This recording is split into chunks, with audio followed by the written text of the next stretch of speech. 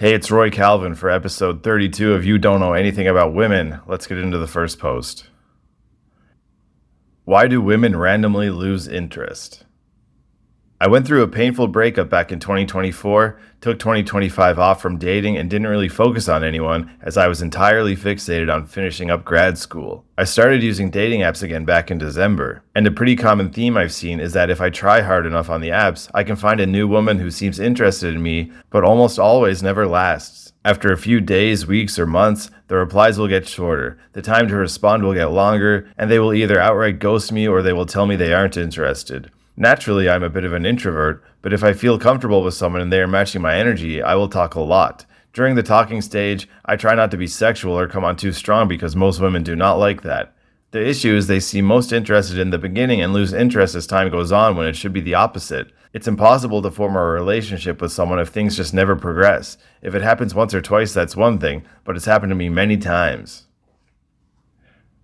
After reading this just now, I've gone into the comments and gotten some more details from the guy, so this completely changes what I was going to say, and it's probably going to make my advice on this one very, very short. And it's not just me that's misinterpreting this, because the first comment, and this post got a lot of comments, is asking him to clarify on something, which is he actually going on dates with these girls or just talking to them online for weeks or months? And he says he's talking to them online for weeks or months. So how clueless is that? I mean, come on. Talking literally for months online and not inviting them out and then wondering why they lose interest and stop replying or reply less frequently. And from him, there's just a lot of excuses in the comments. He says, yeah, it's talking to them online for weeks and months. And he says, they never bring up meeting though. So you're the man, aren't you? Don't fucking wait for the girl to invite you out because it's not going to happen. And then another excuse further down, like he's creating this situation for himself. He says, sometimes I match with people who don't live close to me because there isn't many people to swipe on near me. Well, okay, if you're going to swipe on people that are 2 or 3 hours away, you better be prepared to meet them.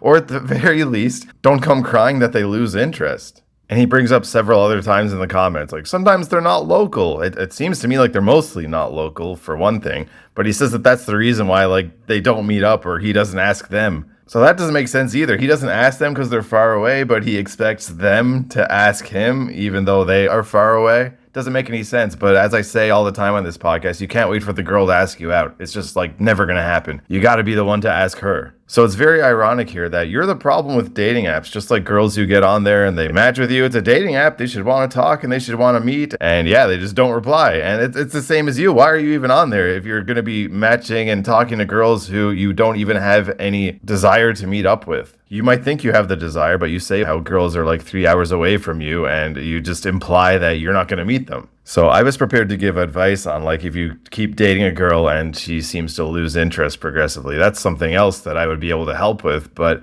if you're not even asking them out, like it's not even real life when you're on a dating app. It's like you're not even talking to a human. That's how I frame it. Like I might as well just be talking to AI until we actually meet up because nothing on apps is real.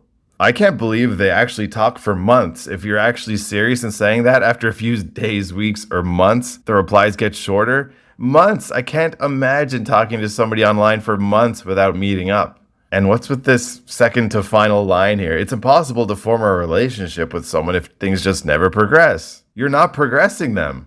These kinds of posts do really annoy me because it kind of boils down to, I'm not asking any girls on dates. Why am I not getting any dates? It's like if you went to Burger King and just stood in the line and then were confused like, why is nobody giving me a Whopper? You gotta ask for it. So if it wasn't clear, ask these girls out within like a couple days. And if you don't have any desire to meet girls who are 2 to 3 hours away from you, don't swipe that far away. Wasting your time, wasting her time, making the apps worse for everybody. Okay, let's go on to the next post for this episode.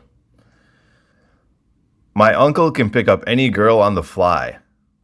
When I got home, my uncle was getting ready to go on a cruise in his car with hydraulics. He then says, we'll probably bring a girl too. Bro was only gone for like an hour and came home with a girl. As a 23-year-old with zero dating experience, this hurts. Guess I'm doing the combo tonight, earbuds and noise-canceling headset.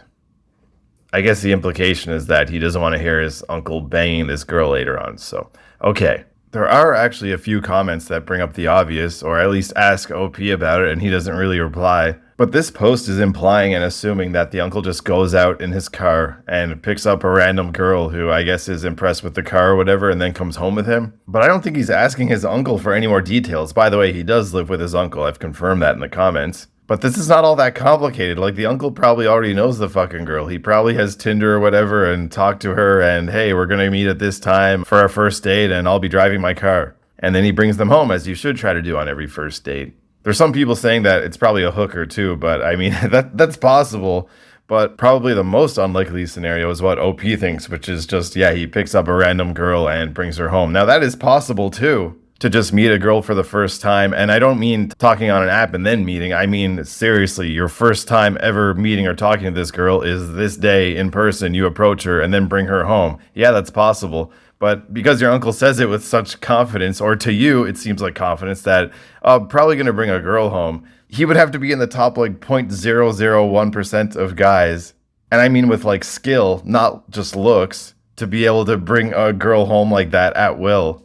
So yeah, is it really that complicated? He's probably been talking to a girl on an app and says, if everything goes well, if she looks like her pictures, yeah, he's probably going to bring her home. That's all I can say. Ask your uncle what's going on if he's fucking talking to these girls before going out and picking them up. You also say in one of your comments that you're scared to talk to girls because you're immediately thinking of the worst outcome and you're submissive. So I don't know if the dating advice even helps. Calling yourself submissive is a huge issue, but I guess that's not really what this post is about, and I don't really have any more details about your situation to try to help you. But regardless of if your uncle is talking to these girls on apps first or just actually going out and picking them up randomly, it seems like he can help you, and you live with him, so use that to your advantage. Ask him for help, see if you can go out with him, see what's going on, ask him how you can make your dating life better. Let's move on to the third post for this episode. How to date as an immigrant.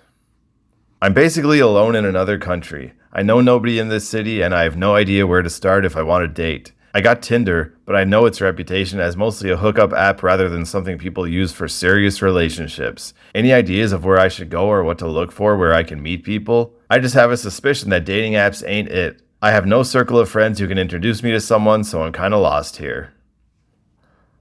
Even if you were in your hometown, my advice for this would still be the same. But this is an awesome situation that you're in. At least to me it is. I've done this several times. I love it, going to a new country or a new state and I don't know anybody. And what can I do? All I can do is approach girls. That's what I do. That's how I'm going to meet people and how I'm going to get to know the city. And that's what you should do as well. There really is no better way to get familiar with a place and its people than street approach. I have so many memories of just arriving in a new place and, within a couple of days, I'm out there approaching girls and then hopefully a few days after that, I'm on dates with some of them and all of a sudden they're teaching you about some of the food maybe, they're teaching you some of the language. So even though I'm basically obsessed with dating and talking to girls and dating them, a nice side effect of doing that in a new place is that it increases my knowledge of the new place that I'm in. You say that you got Tinder and you know its reputation as mostly a hookup app rather than something people use for serious relationships. That's probably not as true as you think it is. But also, myself, years ago, Tinder is another thing I would use as another avenue to just talk to girls and eventually get them to come out with me. Absolutely nothing wrong with that. I just don't recommend it as your only place to be able to meet girls. You have no circle of friends, you say, who can introduce you to someone. Great, that would be bad as well. Like how I just said that Tinder is bad if it's your only place to meet girls. Same with your friend circle. What, you can only meet girls who somehow get into your friend circle and get introduced to you? That's no way to live life. You got to get out there and meet girls yourself. Give yourself options. Back to Tinder for a second. I mentioned how it's probably not as much of a hookup app as you would think that it is. But if you can find a girl on there who's that DTF, just go for it. You're in a new place. You're not getting laid, it seems like. Get some girls going in your ecosystem. There's comments here saying to use meetup.com, which is like standard fucking Reddit advice. I don't recommend any of that because they're like supposed to be just for meetups, but then guys use them for dating, which I totally understand. Like I would do the same thing. But the problem is that you go to an event and then it's you and whatever, 10, 20 other guys who are there just to meet girls along with like 2 hot girls maybe. And that's like fucking best case scenario, right? The ratio could be even worse. The amount of hot girls could be even less. I just don't think of it as a consistent avenue to find girls at all. Like it's all luck. You need to hope that a hot girl is there and hope that you can be the one that demands her attention. And of course, with skill, that is possible. But the guys that I know who are successful with women, they're not going to a meetup.com event to meet girls. Another comment says, could you try making friends first? If you start developing hobbies and making friends, that would be positive. Yeah, it might be positive, but there's no need for that before you start dating girls. Like I said, I've landed in places and the first thing I'm doing is out there meeting girls to date. And then it is kind of a funny situation. Like I'll just have maybe a few girls that I'm regularly meeting and pretty much always looking for new ones, but I just don't know any fucking guys at all in the new city that I'm in. But girls, if I don't know any girls in a new city, I'm fucked. I gotta go find some right away. And this comment about developing hobbies and making friends, I mean, that's kind of like what you said about your circle of friends. Like you have no circle of friends, so you can't meet any women. That's just not good advice that you're kind of implying on yourself, and this comment is giving like, hey, you gotta have a circle of friends before you can meet women. Fuck that. Skip the circle of friends. You can go right to meeting women. Another comment, I definitely think that trying to surround yourself with a good group of friends first is the best first step to take. No, just no. Why do that? You can skip right to the girls. And by the way, this comment is from someone who says that they moved to a new country and also says, dating really hasn't worked out, but I've been working hard on building friendships, and that's been very helpful. What does that mean? How has it been very helpful? You say that dating really hasn't worked out. So how has building friendships been helpful at all? It's clearly not someone who's qualified to give you advice. He's saying building a good group of friends is the best first step to take, and that's what I've done in a new country, and dating hasn't really worked out. Okay, yeah, great advice. Round of applause. So get out there and approach girls, whether that's the street or a mall or a grocery store. Get out there. It's the best way to learn about a new country. All right, time for post number 4 for this episode. Dating people to avoid anxious attachment. So I've realized I can get pretty anxious when I'm talking to someone I really like. I've ruined things in the past by over-texting, getting too attached, becoming insecure, anxious, etc. When I'm really into someone, my brain just goes into overdrive and they're all I can think about. I start overanalyzing every text message. When they don't reply quickly, I start getting really anxious. But if I'm talking to a few different people, I'm able to stay casual and indifferent. The only way I can keep my emotions under control is by dividing my attention between multiple people. Once things become exclusive, I'm fine throughout the relationship, but the courtship process always seems to go off the rails if I'm not entertaining multiple different options. Is this normal? Is this why everyone seems to be talking to multiple people these days? I'm just going through the comments here before getting into my advice, and one says, I suggest picking up more work or hobbies to fill your mind and time with. I suggest picking up more girls to fill your mind and time with. Like, I think what you're feeling is normal and natural. Some people might have more anxiety towards losing girls than others, but if you break it down and think about any guy and be like, okay, here's this one girl that you have. This is the only girl who's going to give you sex, only girl who talks to you. There are no other girls around you, or you are not capable of getting any other girls. This is the only one. That would make anyone anxious, wouldn't it? Like, oh my God, I cannot lose this fucking girl. I am fucked if I lose this girl. So that's how I think everybody should feel in that situation. You should feel anxious if you only have one girl. So the stuff you say, like, you start overanalyzing every text message, and when they don't reply, you start getting really anxious. Those aren't good behaviors, but again, like, totally understandable if you only have one girl in your life. I absolutely used to be like this. And now if I go through a spell where I don't have any girls for whatever reason, maybe it's by choice, maybe it's not, I'm not going to get that anxious when I do get one, because I still know that I'm capable of getting multiple women. So it'll probably be the same for you if you continue dating multiple women so that you don't feel this anxiety. When a day comes where you only have one around, or even zero, you probably won't mind as much. You'll probably be like, well, I know that I can go out, whether it's on the street and approach girls or get some girls on an app, so it's not a big deal that I don't have any around right now. Or it's not a big deal that, oh, I met this new girl and yeah, it seems like she's really cool and I like her and she's the only one I'm talking to right now. But if she disappears, I'll find some other ones. And in the meantime, while I'm dating her, I am going to date some other girls. So I think this is good. Use this anxiety. Use it to date multiple women at once. And the way that you get the best woman that aligns with you the most is not by finding one and then dating her for a fucking year and finding out that it's just not compatible. You need to date a lot, including multiple at the same time, to find that really good one. The top commentary is pretty long, but one interesting thing here is that it says, let's just pretend I'm one of the people you're talking to. If we've not met, gone on a date, and you're talking to others, no worries. If you're sleeping with someone else and talking to me, I'm out. Well, okay, that's fine and dandy, but I'm not going to tell you that I'm sleeping with someone else, obviously. You don't need to tell them who you're dating or for how long or how many. And I think that a lot of times girls think they want to know, but they actually don't want to know. If they like you, they'd rather things just continue without somehow finding out like, oh, fuck, you're dating 3 other girls at the same time. Another comment saying that dating multiple people at the same time could possibly push the best person for you away. If I found out someone I was dating was juggling multiple people, I wouldn't stick around long, even if I was in the lead. Again, you're not going to tell anybody. So never mind those comments. Keep dating multiple women, and you should feel anxious when you only have one. Alright, let's get into the final post for this episode. Definitely one of the most clueless posts I've ever read on this podcast. A question of trust. Exchanging photos.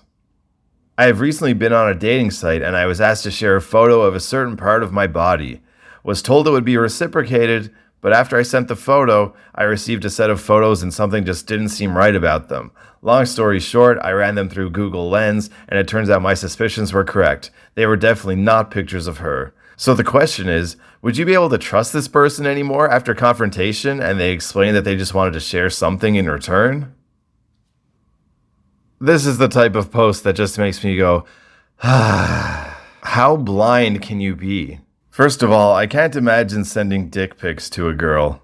I've heard of people doing this like it's a normal thing, but I mean, the guys that I know who are successful with women, I've never heard them talk about fucking sexting with a girl like this. And I don't do that either. Like, that would fucking do nothing for me to either send my dick to a girl or for her to send me a picture. I just be like, this is fucking stupid. I can go online and see pictures of tits if I want. Like, let's fucking meet up. It means absolutely nothing to me. And I think that's the mindset you should have if you want to be successful in dating. So that's a huge problem right off the bat, that you think that sending dick pics is like a normal and good thing to do. But if you or anyone else feels so compelled to do that, at least do it with the girl like you've met or have some kind of fucking rapport with. But you're doing it with somebody on a dating site who you haven't met. And then he got photos back that just didn't seem right. And yeah, he searched and discovered that they're not pictures of her. But then he goes on to say, would you be able to trust this person anymore after confrontation? And they explain that they just wanted to share something in return. So this guy is so oblivious that he's still talking about this girl as if she's a real person. Like, oh, she just made a mistake and didn't want to send nudes all of a sudden after she got me to send some of myself. So, should I still be able to trust her?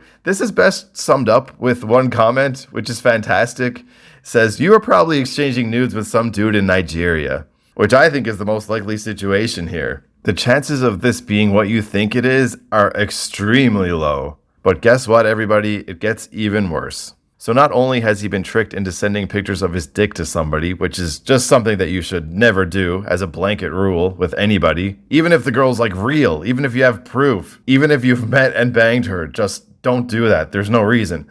Anyway, besides that, let me read you the names of some of the subreddits that this guy is often commenting in. Busty Naturals, Hot Nude Sexy Girls, Busty, Natural Titties, Face and Tits, Sluts.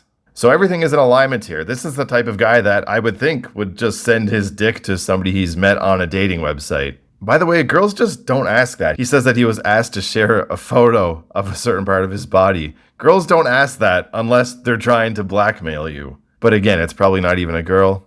It seems like you're really naive and you don't actually know how the internet works, because you fell for the dick pic thing, and if I had to guess, you don't even know that we're able to look at your comment history and see that you've visited all these subreddits. This is all public. I didn't have to search at all for this. I just needed to click your username that's on your post and it all shows right there. So come on, man, this is not the way to go about things. Guys who hang out on Natural Titties and Busty Naturals are always going to have dating issues. So until you stop that, there's nothing that I or anyone else can do for you to improve your dating life. If you do want to improve your dating life, though, go listen to every episode of this podcast. That's a start. Okay, that's it for this episode of You Don't Know Anything About Women. Make sure you check out the link in the show notes if you want to get in touch or support the show, and I will see you in the next one.